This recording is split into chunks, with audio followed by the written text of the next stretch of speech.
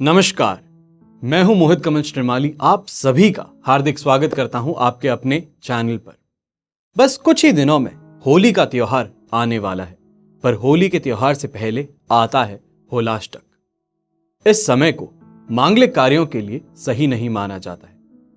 हिंदू संस्कृति में और ज्योतिषीय नजरिए से इसका क्या कारण है, क्या करना शुभ है और क्या है ऐसा काम जिससे करने से नुकसान हो सकता है, वो सभी आपके साथ आज मैं बात करने जा रहा हूं। मानना और ना मानना आपके हाथों में है, पर आपका भला हो तो इसमें बुराई कहां है।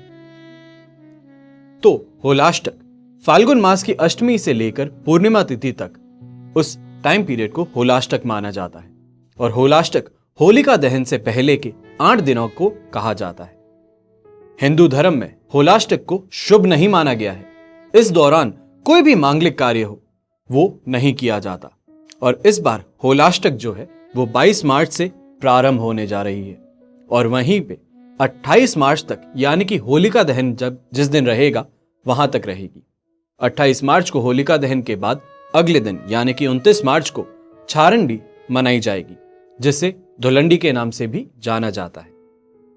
होलाष्टक के प्रारंभ होने वाले दिन एक स्थान पर 2 डंडे स्थापित किए जाते हैं, जिनमें से एक डंडा होलिका का प्रतीक हो और दूसरा डंडा प्रहलाद का प्रतीक माना जाता है। इसके बाद इन डंडों को गंगा जल से शुद्ध करने के बाद इन डंडों के इर्द गिर्द गोबर के उपले, लकड़ियां, घास और जलाने वाली अन्य चीजें इकट्ठी की जाती है और इनसे धीरे धीरे बड़ा किया जाता है और अंत में होलिका दहन वाले दिन इसे जला दिया जाता है। अब यहां पे आपको ध्यान रखने की जरूरत है, जो अभी मैं आपको बता रहा हूं वो है अगले 22 तारीख से लेके 28 तारीख तक के बीच में जो समय काल है, इसमें आपको क्या नहीं करना चाहिए और क्या ऐसी चीजें हैं जो आपको करनी चाहिए। और वहीं पे होलिका दहन वाले दिन ऐसे आपको क्या उपाय हैं जो कि समृद्धिवान बनाएंगे, आपके कष्ट को दूर करेंगे और वहीं पे आपको आगे आने वाले जीवन के लिए और ज्यादा मोटिवेट करेंगे। अब सबसे पहले बात करते हैं इस दौरान आपको कौन सी ऐसी बातें हैं जो नहीं करनी चाहिए। तो होलाष्टक के दौरान शादी हुई, नामकरण संस्कार हुआ, विद्या आरंभ करनी हुई, कोई भी कोर्स को आप स्टार्ट करने की कोशिश कर रहे हैं वो हुई, संपत्ति की खरीदारी हुई या उसको बेचने की कोशिश हुई, नया व्यापार स्टार्ट करने की कोशिश हुई या नई नौकरी को आप शुरू करना चाहते हैं, आप नई गाड़ी लेना चाहते हैं, कोई नई मशीनरी लेना चाहते हैं, तो इन सब को आप थोड़े समय के लिए डीले कर दीजिएगा। कहा जाता है कि होलाष्टक के दौरान किए गए कोई भी कार्य में सफलता नहीं मिलती।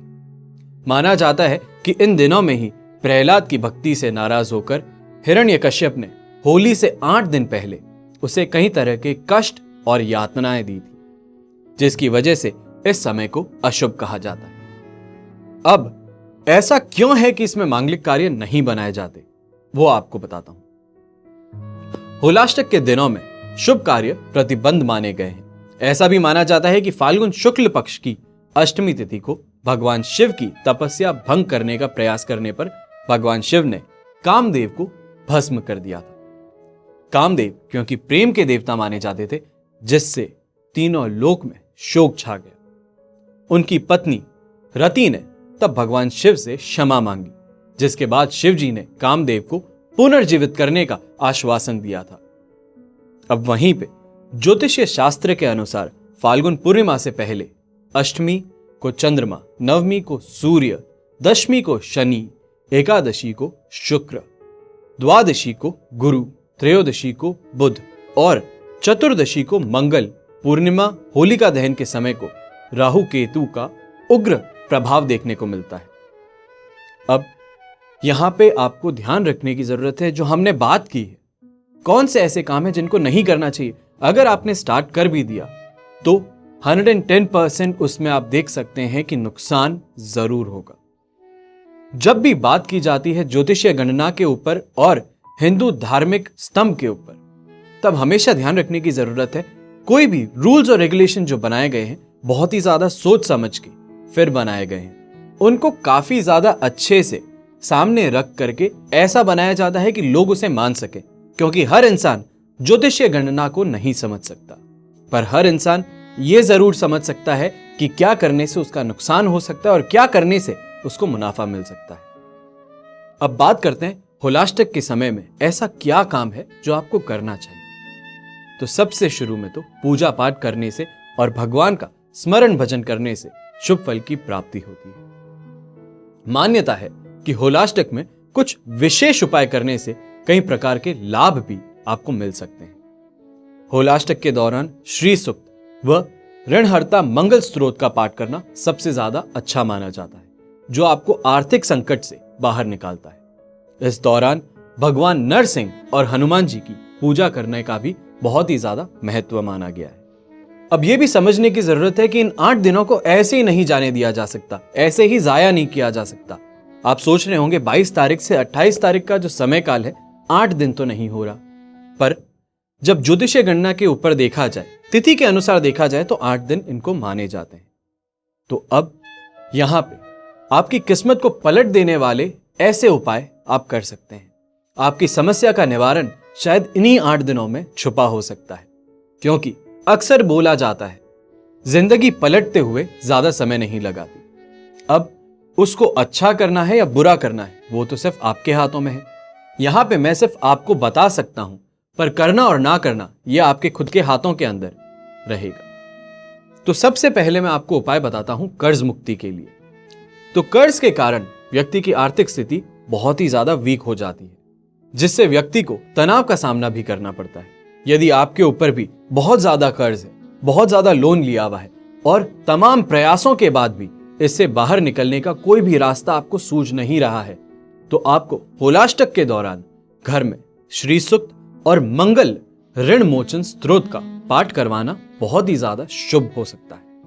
ये उपाय को करने से कर्ज मुक्ति के रास्ते आपके लिए खुलने लगेंगे और आपकी आर्थिक स्थिति काफी हद तक मजबूत होने लगेगी। या स्वयं के लिए इन दिनों में आप ऋणहर्ता गणेश कवच शुभ मुहूर्त में बनवाकर धारण भी कर सकते हैं। अब दूसरी बात आती है संतान कामना की। तो जिन दंपतियों को संतान प्राप्ति की कामना हो, उन्हें होलाष्टक की अवधि में नियमित रूप से बाल गोपाल की पूजा आराधना करनी चाहिए। लड्डू गोपाल को गाय के शुद्ध घी और मिश्री का भोग लगाना चाहिए। इस समय भगवान कृष्ण की पूजा बहुत ही ज्यादा शुभ फलदायक मानी जाती है। या आप अपनी अर्धांगिनी के लिए, अपनी लाइफ पार्टनर के लिए संतान गोपाल कवच बनवाकर उन्हें धारण करने के लिए बोल सकते हैं। अब इसके बाद में बात आती है रोगों की। यह समय शिवजी की पूजा करने से आपके जीवन की समस्याएं समाप्त हो सकती हैं। यदि कोई व्यक्ति बहुत समय से किसी प्रकार के असाध्य रोग से पीड़ित हो, तो होलाष्टक के दौरान महामृत्युंजय का पाठ अवश्य करना चाहिए। इस मंत्र के जाप से बड़ी बीमारी से भी मुक्ति प्राप्त हो सकती है। या अगर आप नहीं कर सकते ये काम, तो उसके अलावा भी आपके लिए और एक सॉल्यूशन यहां पे है। होली के शुभ मुहूर्त पर महामृत्युंजय कवच बना करके जिनके साथ में रोगों की समस्या है, उन्हें ये धारण करवा सकते हैं। आशा करता हूं ये छोटे छोटे जो मैंने आपको उपाय बताए हैं आपको अच्छे लगेंगे। आप इनके ऊपर विचार करके पूरे तरीके से करने की कोशिश भी करेंगे इन उपायों को। आगे आने वाले प्रोग्राम्स में होली के लिए क्या राशि के अनुसार उपाय किए जा सकते हैं, उसके अलावा आपके लिए क्या बेहतर है और क्या नहीं, वो भी आपको बताने वाला हूं होली के समय। आप यहां तक सोचिए कि आपकी जो परेशानियां हैं, होली के जो रंग होते हैं, वो भी सॉल्व कर सकते हैं।